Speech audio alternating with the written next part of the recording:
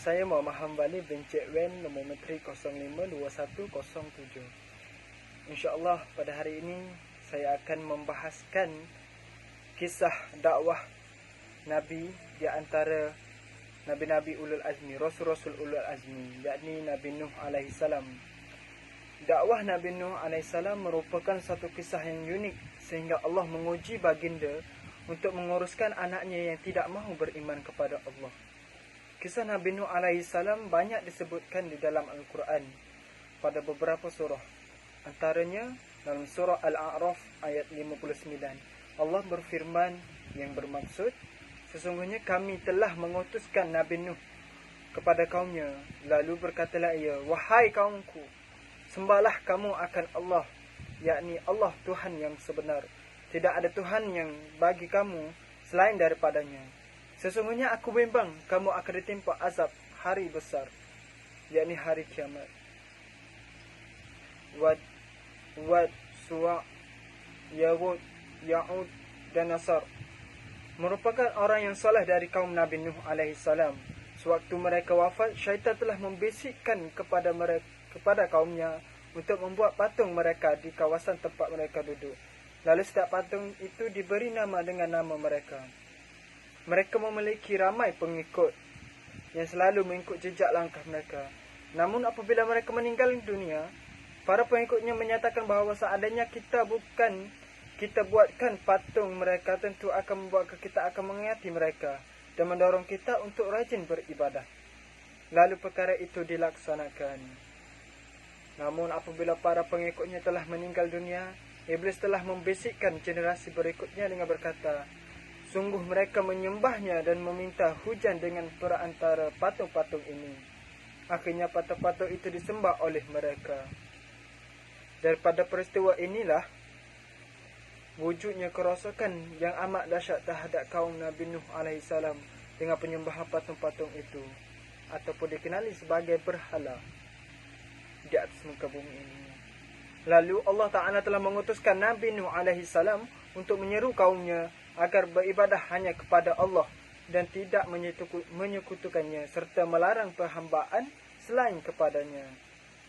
Usaha Nabi Nuh AS untuk berdakwah kepada kaumnya tidak membatasi waktu.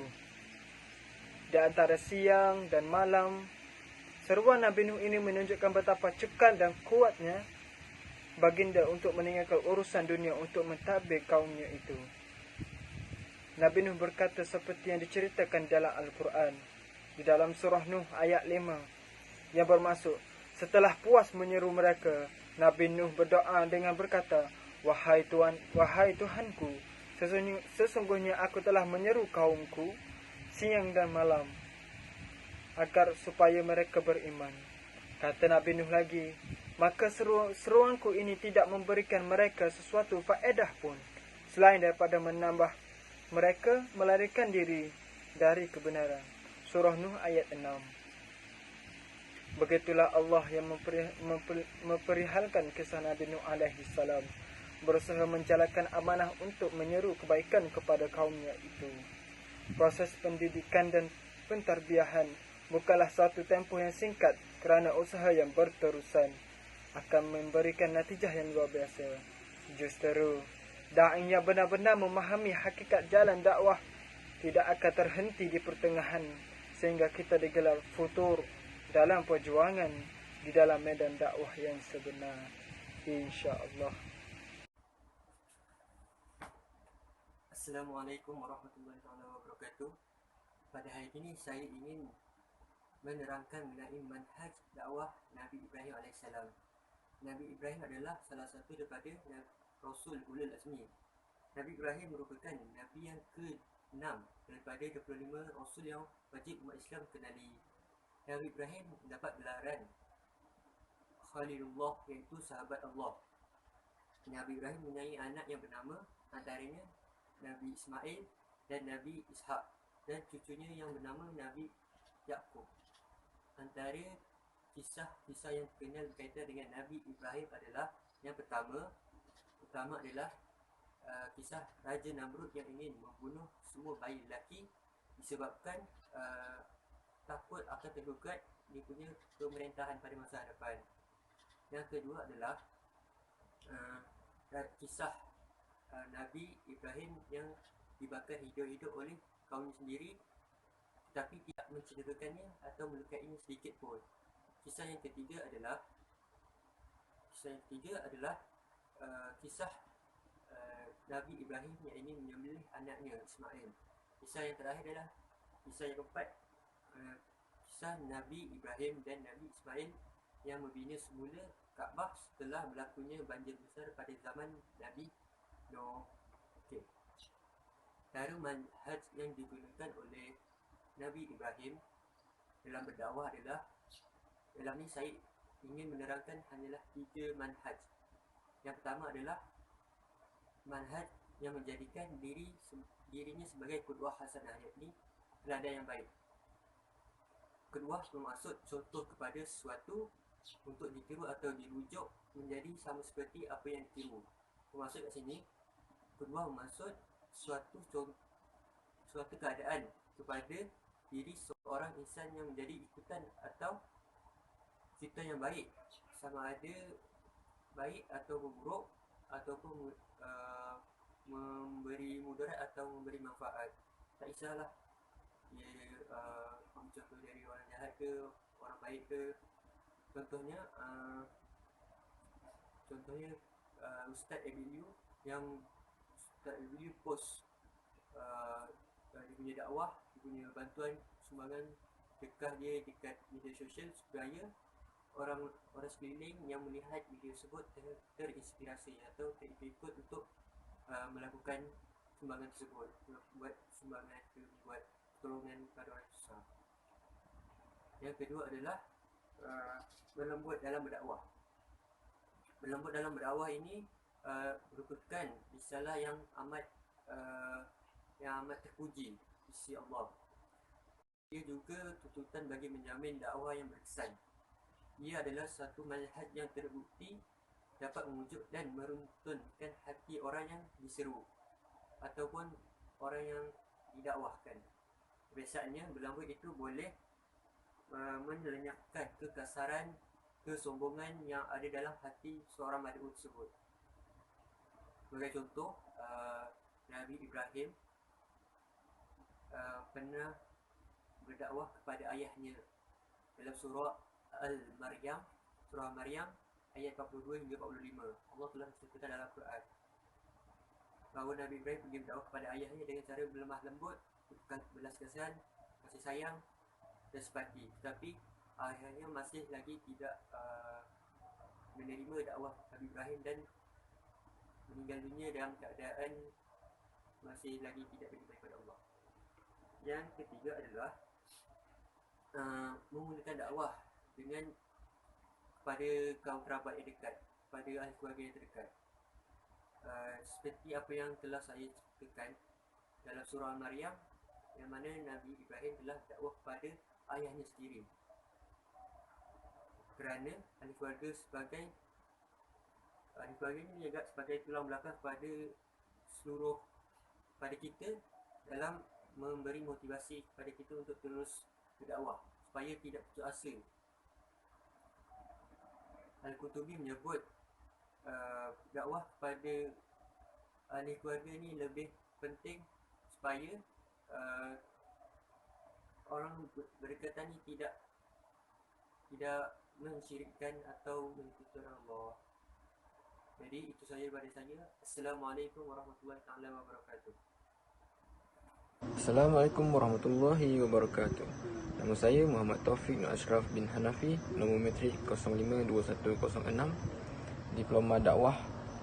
Ingin menceritakan tentang sejarah Nabi Musa AS. Nabi Musa merupakan salah satu utusan Allah SWT yang hidup di Mesir pada zaman kekejaman Raja Fir'aun. Salah satu mukjizat daripada Allah SWT yang diberikan kepada Nabi Musa ialah kemampuannya untuk membelah lautan. Sehingga dengan mukjizat itu, beliau dan para pengikutnya dapat menghindari kejaran dari tentera Fir'aun. Kesabaran serta keteguhan hati Nabi Musa AS dalam menghadapi Raja Zalim ini menjadikan beliau termasuk Nabi dan Rasul Ulul Azmi. Kata ulul azmi berasal dari dua kata, yakni ulul dan azmi. Arti dari kata ulul atau uli adalah memiliki, sedangkan azmi berarti tekad atau keteguhan hati yang kuat. Seterusnya, kelahiran Nabi Musa. Pada zaman dahulu, negeri Mesir dipimpin oleh seorang raja zalim yang bernama Fir'aun. Ia merupakan raja yang sewenang-wenangnya menindaskan penduduknya. Fir'aun juga dikenali sebagai raja yang sombong, suka memperbudak dan memecahkan penduduknya serta mempekerjakan mereka dengan kerja paksa. Satu hari, Fir'aun bermimpi ada api yang datang dari Baitul Maqdis yang membakar negeri Mesir kecuali rumah-rumah kaum Bani Israel. Merasa ada yang janggal dari mimpinya, akhirnya Fir'aun mengumpulkan para peramal dan ahli sihir untuk menanyakan arti mimpi tersebut. Kemenangan Nabi Musa membinasakan Fir'aun. Setelah Musa diutuskan oleh Allah Subhanahu Wa Taala menjadi nabi, penduduk Mesir semakin fanatik dengan penguasa mereka iaitu Fir'aun. Dengan sewenang-wenangnya, Fir'aun berhasil menekan penduduk agar mengingkari ajaran yang dibawa oleh Nabi Musa. Hal ini sebagaimana Allah berfirman dalam salah satu surah yang artinya, maka tidak ada yang beriman kepada Musa melainkan pemuda-pemuda dari kaumnya, yakni dari kaum Musa, dalam keadaan takut bahawa Fir'aun dan pemuka-pemuka kaumnya akan menyiksa mereka. Sesungguhnya Fir'aun itu berbuat sewenang-wenangnya di muka bumi, dan sesungguhnya dia termasuk dalam orang-orang yang melampaui batas. Surah Yunus ayat 83. Selama bertahun-tahun, Nabi Musa dan para pengikutnya telah bersabar menghadapi Raja Fir'aun dan tenteranya yang dengan sewenang-wenangnya terus menindas. Tak hanya itu, semakin hari Fir'aun juga semakin menentang dan memusuhi kebenaran. Pada puncaknya, Fir'aun dengan segala kesombongannya mengakui bahawa kalau dirinya adalah Tuhan. Maka dari itu Nabi Musa sentiasa berdoa kepada Allah seperti doa yang berikut. Musa berkata, "Ya Tuhan kami, sesungguhnya Engkau telah memberikan kepada Fir'aun dan pemuka-pemuka kaumnya perhiasan dan harta kekayaan dalam hidup dunia. Ya Tuhan kami, akibatnya mereka menyesatkan manusia dari jalan Engkau. Ya Tuhan kami, binasakanlah harta benda mereka dan kunci matilah hati mereka. Maka mereka tidak beriman hingga mereka melihat siksaan-Mu yang pedih." Seterusnya, kisah Nabi Musa membelah lautan. Hingga akhirnya atas izin Allah Subhanahu Wa Taala, Nabi Musa dan para pengikutnya memutuskan untuk keluar dari Mesir dan menuju ke Syam. Mendengar kabar ini, kemarahan Fir'aun semakin kemuncak sehingga ia mempersiapkan tenteranya untuk mengejar Nabi Musa dan para pengikutnya. Pasukan Fir'aun terus mengejar Nabi Musa serta pengikutnya. Beberapa pengikut Nabi Musa mengadu bahawa pasukan Fir'aun hampir menyusuli mereka, sehingga Nabi Musa dan pengikutnya tiba di lautan. Kemudian Nabi Musa berkata, "Sekali-kali tidak akan tersusul. Sesungguhnya Tuhanku besertaku, kelak dia akan memberi petunjuk kepadaku." Surah Asy-Syura ayat 62. Pada saat itu, keadaan benar-benar genting dan terhimpit dialami Nabi Musa dan pengikutnya. Namun dengan segala kekuatan iman yang dimiliki, Nabi Musa berusaha menenangkan para pengikutnya. Setelah itu turunlah wahyu Allah Subhanahu Wa Taala kepada Musa, yakni, "Pukullah lautan itu dengan tongkatmu." Maka terbelahlah lautan itu dan tiap-tiap belahan adalah seperti gunung yang besar.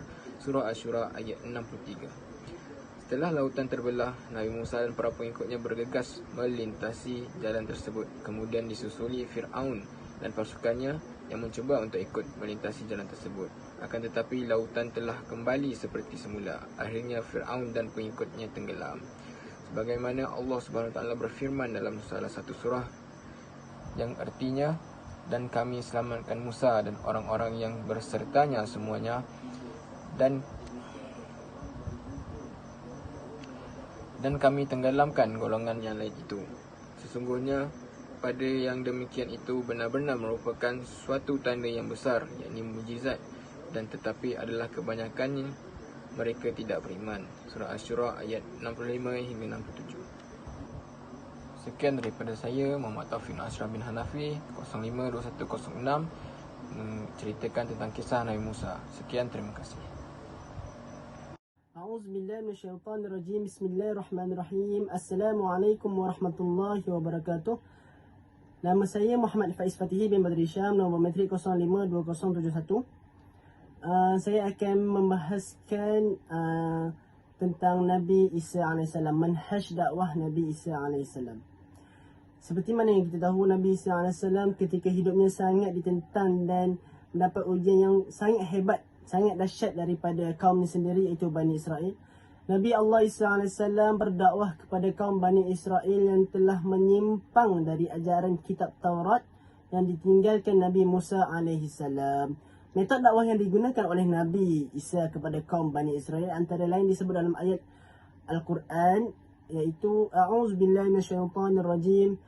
Wa iz qala Isa ibn Maryam ya bani Israil inni رسول الله إليكم مصدقا لما بين يدي من التوراة ومبشرا برسول يأتي من بعد اسمه أحمد فلما جاءهم بالبينات قالوا هذا سحر مبين. Maksudnya, dan ingatlah pada masa berkata Isa AS anak Maryam, wahai Bani Israel, sesungguhnya aku ini adalah utusan Allah Subhanahu Wa Taala kepada kamu, membenarkan yang ada di antara kedua tanganku daripada Taurat dan memberikan berita gembira dengan seorang Rasul yang akan datang sesudahku, iaitu namanya Ahmad. Maka tatkala dia telah datang kepada mereka dengan bukti-bukti yang nyata, mereka berkata ini adalah sihir. Surah As-Saff ayat 61. Hamka mentafsirkan ayat ini dengan mengatakan bahawa Isa AS memperkenalkan dirinya kepada kaumnya sebagai Rasulullah, iaitu Rasul Allah SWT, dengan membenarkan kitab Taurat yang telah diturunkan kepada Musa AS, dan sekaligus menyampaikan ajaran Taurat selain kitab Injil yang diberikan kepadanya. Dengan demikian dapat diketahui bahawa Isa berdakwah pertama-tama dengan memperkenalkan dirinya, iaitu ta'aruf. Ta'aruf, kita memperkenalkan diri sebagai utusan Allah selaku tugas pokok menyeru mereka kepada agama Allah. So dapat kita tahu bahawa manhaj dakwah yang digunakan oleh Nabi Isa ialah dengan ta'aruf, iaitu memperkenalkan dirinya sendiri. Ketika Nabi Isa beberapa jam selepas dilahirkan, Nabi Isa boleh berbicara, mengatakan aku ialah utusan Allah. Aku memegang kitab Taurat dan memegang kitab Injil. So kita dapat tahu bahawa metod atau manhaj dakwah yang dibawa oleh Nabi SAW kepada Bani Israel dengan ta'aruf. Sekian saja dari saya. Assalamualaikum. Nama saya Muhammad Ainuddin Safi bin Nasidi, nombor metrik 052101. Seterusnya, Nabi Ulul Azmi yang terakhir ialah Nabi Muhammad sallallahu alaihi wasallam. Nabi Muhammad sallallahu alaihi wasallam merupakan nabi dan rasul yang terakhir sekaligus penutup para nabi terdahulu. Nabi Muhammad sallallahu alaihi wasallam menyempurnakan ajaran-ajaran Islam dan diberikan mukjizat, iaitu Al-Quran. Terdapat banyak pengorbanan Nabi Muhammad sallallahu alaihi wasallam ketika menyampaikan ajaran Islam. Ketika baginda berdakwah, baginda selalu mengalami hinaan dan cacian daripada kaum kafir Quraisy kerana dianggap menyebarkan ajaran yang bertentangan dengan tradisi. Jadi hari ini saya nak menceritakan manhaj dakwah yang dibawa oleh Nabi Muhammad sallallahu alaihi wasallam ketika berada di Madinah. Manhaj dakwah Nabi Muhammad sallallahu alaihi wasallam di Madinah bertujuan untuk membina keyakinan dengan apa yang akan baginda sampaikan. Nabi Muhammad sallallahu alaihi wasallam merupakan rasul utusan Allah Subhanahu wa taala yang akan membawa masyarakat Madinah ke jalan yang benar melalui pendekatan seperti yang berikut. Yang pertama ialah manhaj tarbiyah. Pendekatan ini adalah pendekatan pendidikan dilakukan oleh Nabi sallallahu alaihi wasallam kepada mereka yang sudah menerima Islam. Hal ini kerana didikan yang kukuh akan menjadikan mereka tidak mudah dipengaruhi oleh pihak musuh. Dengan wujudnya sosial yang mantap, ia boleh mempengaruhi orang luar untuk mengikuti jejak mereka. Di sinilah letaknya kepentingan manhaj pendidikan ini bagi membangunkan manusia yang boleh mempengaruhi orang luar menerima Islam secara mudah dan senang hati. Yang kedua ialah manhaj al-mursalah. Okey, baginda sallallahu alaihi wasallam bukan sahaja berdakwah dengan menggunakan ucapan, bahkan baginda sallallahu alaihi wasallam menyampaikan mesej dakwah dengan tulisan yang ditulis oleh para sahabatnya. Okay, kebanyakan surat yang dihantar oleh baginda sallallahu alaihi wasallam kepada pemimpin-pemimpin negara lain untuk menyeru kepada Islam. Sebagai contoh, baginda sallallahu alaihi wasallam telah menghantar para utusannya kepada raja-raja berjiran seperti Habsyah, Mesir, Parsi dan Rom. Okey. Yang ketiga ialah manhaj al-bi'tiyah yang merujuk kepada pengiriman mujahid dakwah ke pelbagai daerah di luar tempat Nabi sallallahu alaihi wasallam bermastautin. Okey, yang merupakan lanjutan daripada pendekatan tarbiyah Nabi sallallahu alaihi wasallam bagi mempersiapkan para dai yang profesional yang telah menjalani latihan yang dibimbing oleh Nabi sallallahu alaihi wasallam secara langsung. Okey, di samping itu mereka dapat memperluaskan ajaran Islam ke daerah-daerah yang lain. Okey. Terdapat lagi banyak manhaj dakwah Nabi sallallahu alaihi wasallam dalam menyebarkan ajaran Islam. Namun saya hanya bagi 3 saja manhaj dakwah yang digunakan Nabi sallallahu alaihi wasallam ketika berada di Madinah. Okay, secara keseluruhannya dapat dijelaskan di sini bahawa manhaj dakwah Nabi Muhammad sallallahu alaihi wasallam di Madinah adalah cetusan dari baginda yang merupakan perintis kepada ilmu dakwah berdasarkan keperluan pada zaman itu. Okay, ini kerana di Madinah mempunyai masyarakat majmuk yang terdiri daripada beberapa etnik dan kabilah yang selalu berbalah antara satu sama lain. Akan tetapi tidak menjadi masalah kepada para pendakwah untuk menggunakan manhaj dakwah Nabi Muhammad sallallahu alaihi wasallam dalam konteks masa kini. Okey, itu saja daripada saya. Terima kasih.